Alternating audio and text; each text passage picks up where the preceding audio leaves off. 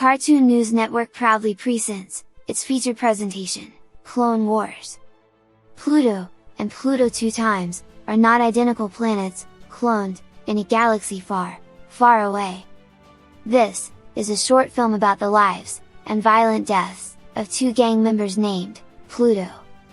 Pluto number 1, was a black disciple, from the south side of Chicago, representing the 300 set.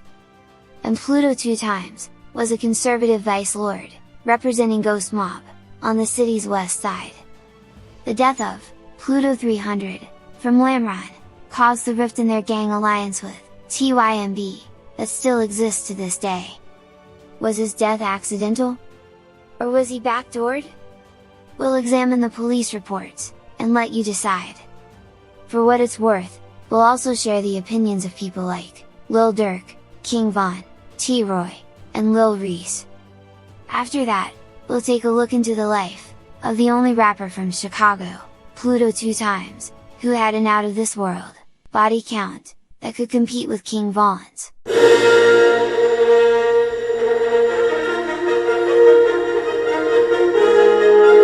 Patrick Walker's father, Big Pat, lost his life in 2004.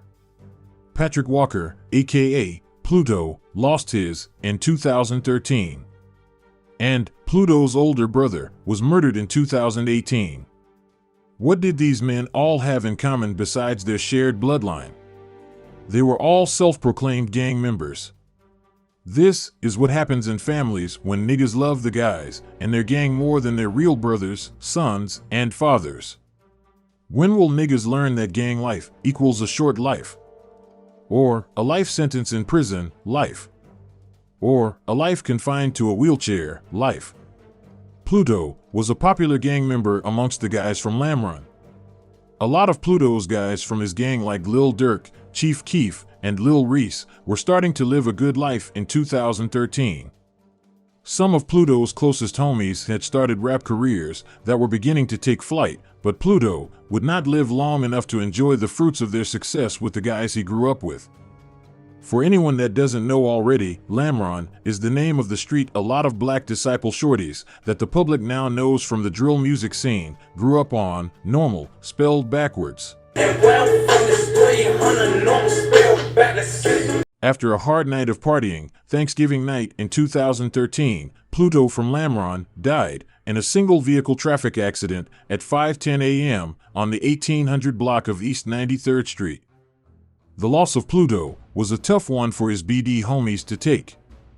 Pluto was one of the first BDs to claim OTF, along with homies like Lil Reese, J Money from O Block, Lil Durk, and the self-proclaimed founder of OTF, Lil Varney. Pluto died way too young on November 29, 2013. His death at such a young age was a tragedy, regardless of the circumstances, but things got really funky on the streets when the truth behind the reason why Pluto crashed the whip came to light. There were 4 total occupants in Pluto's car, including Ivory Isom, a black disciple associated with TYMB. It became obvious early on that Pluto did not die as a result of head injuries caused by the car crash.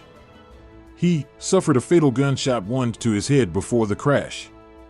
At first, the surviving occupants in the car claimed that unknown men in an unknown car fired shots at them, hitting Pluto in the head and Ivory in the leg. Responding police officers, Young and Tracy, arrived at scene and observed rear seat passenger Ivory Isom to be in possession of a 9mm semi-auto pistol. Isom was arrested for unlawful use of a weapon just 2 minutes after the estimated time of the crash at 5:12 a.m. A fired 9mm casing was recovered from the rear passenger seat floor of the vehicle.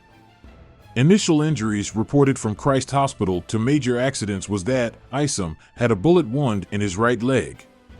But the responding detectives' investigation revealed that Isom did not sustain a gunshot wound to his leg on or around November 29, 2013. The emergency room doctor at Christ Hospital informed reporting detectives that a gunshot wound to Isom's right leg was an old injury. Police interviewed the 3 surviving occupants. Ivory was released from jail due to lack of evidence, but his problems with the police and on the streets were just beginning.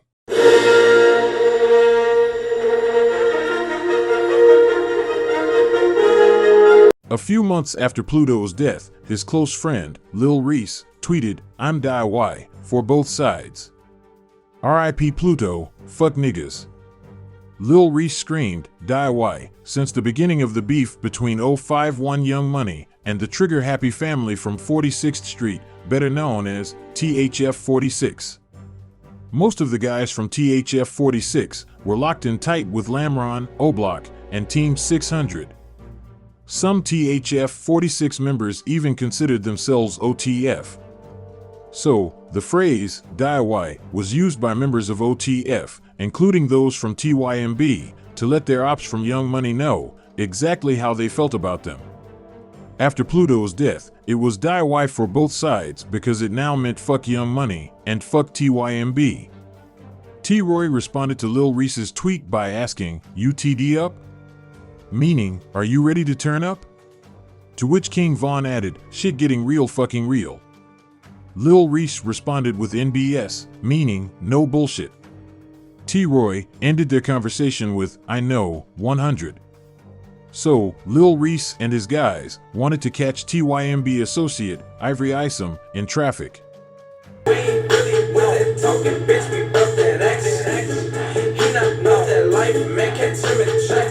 Pluto's life ended on November 29, 2013, in a traffic accident caused by gun violence. Manny and Ro from TYMB, along with a few other guys, attempted to explain to their OTF brethren that Pluto's death was really an accident. Ivory was in the backseat of Pluto's car, high on pills, drunk as fuck, and playing with a loaded handgun when it accidentally fired. OTF niggas stole TYMB Manny's and Ro's guns on some "we're going to take your guns from you since you don't know how to use them anyway" type shit. After that, Striker and Face from TYMB robbed OTF Randy and Lil Varney's younger brother, Chief Wook, for their guns. Remember, Pluto died in November 2013. Earlier that year in May, there was a huge brawl at a concert where Chief Keef, Lil Durk, and King Louie were set to perform.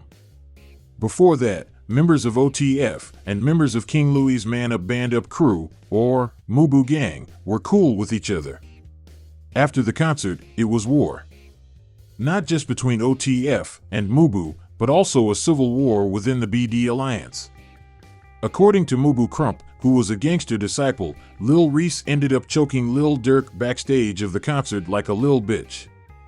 Before the concert, Mubu Crump was cool with Durk and members of THF 46, like Bezu, because his brother, Banks, was a BD that hung with members of TYMB, and Banks was also a self-proclaimed founding member of OTF. Before the brawl at the concert, Crump was also cool with 051 Young Money's top shooter, Melly. Crump's bond with Melly grew tighter after Crump cut ties with OTF and guys like Bezu from THF 46. Lil Reese tweeted, "DIY for both sides," on March 5, 2014. A couple of months later, 051 Melly killed Lil Durk's cousin, Newski, on May 31, 2014. One half of the infamous TYMB twins, Courtney, who are rumored to have been involved in the murder of Shondale, Tuka Gregory, along with O.D. Perry, attempted to clarify the situation to the public like he was his gang spokesperson in a tweet. He wrote, "We, as 065 Young Money claimed, DIY, because they stole our name and hand sign. It was never over who they was beefing with till you knew niggas started hanging on the block following niggas. On why, the only people I ever knew from 051 Young Money was my cousins, Wu and Millie. Did TYMB backdoor Pluto for 051 Millie? We report. You decide." And now it's time to report that Pluto and Ivory were beginning to develop a friendship and had started hanging out together more and more before Pluto's death. They even recorded themselves on Facebook Live with BB from Lamron 300 the month before Pluto died in November, where Pluto has some very interesting things to say about King Louie's crew. What's up, live it is. bitch. All this shit. Fuck around, Yeah, my nigga, that fat back there, man, get that crazy. I might need bands on my fucking face. I can't see. What did you do? Yeah. You know, big straight shit live going on right now. You know, all type of shit. Free shit, rich shit, bitch. BBS is all in the bells be the cleanest. Motherfucker crazy. It's like October or something, man. Still shit, man. It's gonna be a cold ass weather, man. I mean, tell her, man, I told you, man. That's what we is, man. Fucking around, man. Band up. It's basically a drill you. 58, you know. Reporting detectives interviewed Ivory Isom at Christ Hospital.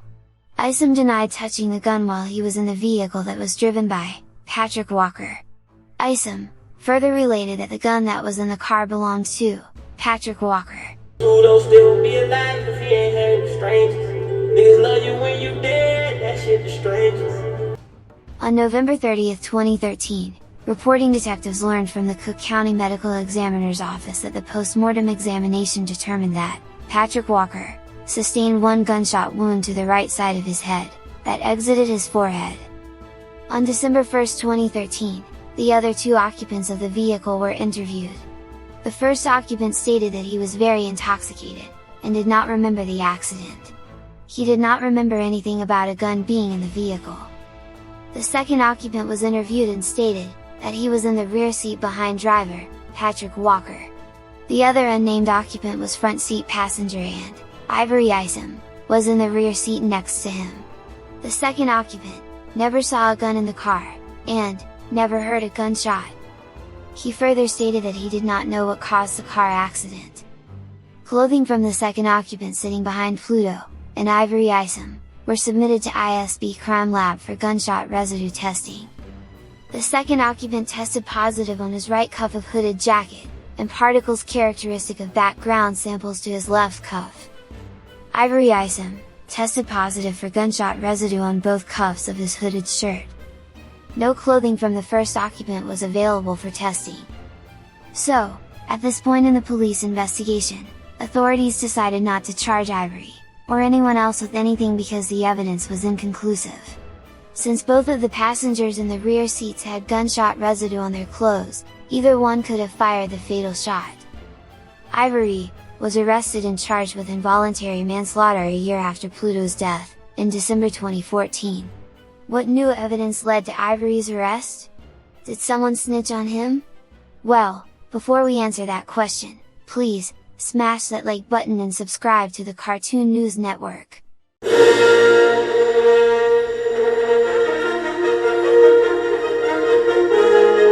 An investigative report was issued for Ivory Isom, and he subsequently was arrested on December 11, 2014, at 12 hours 45 minutes. Isom was placed in interview room number 2, and read his Miranda rights. After Isom was read his rights, reporting detectives explained to Isom that he was in custody for the shooting death of Patrick Walker, who was the driver of the involved vehicle. Reporting detectives reminded Isom that his initial statement was that he was never in possession of the gun that was recovered while he was in the vehicle.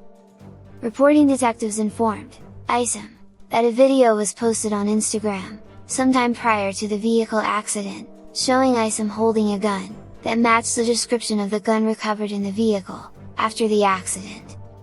Isom invoked his constitutional rights per Miranda, at 14 hours 20 minutes, when he asked for an attorney. Isom reinitiated at 18 hours 39 minutes, and reporting detectives displayed a video still photograph of Isom holding a gun. So, Ivory Isom caught an involuntary manslaughter charge for the murder of Pluto, because his wannabe tough ass got caught flexing with a gun on the internet. Ivory eventually beat the charge, was released from jail, and even paid homage to Pluto on social media, but the damage in the relationship between TYMB and OTF was already done.